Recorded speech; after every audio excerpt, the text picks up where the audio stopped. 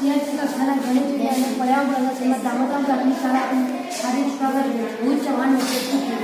મારું નામ ચૌહાણ જગદીશ છે.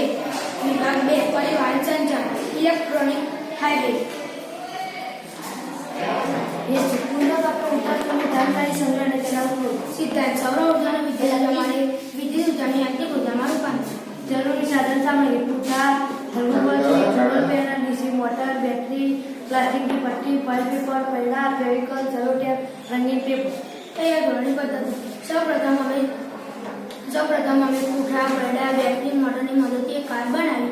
તેમજ સોલર પેનલ અને પ્લાસ્ટિકની પટ્ટીની મદદથી સૌર ઉર્જાનો ઉપયોગ અને વ્યવસ્થાપન કરી શકાય તેવું માળખું તૈયાર કર્યું. જ્યારે વાહન હાઈવે પર આવે ત્યારે આ ઉર્જાનો ઉપયોગ કરી ગતિ કરી શકીએ છીએ.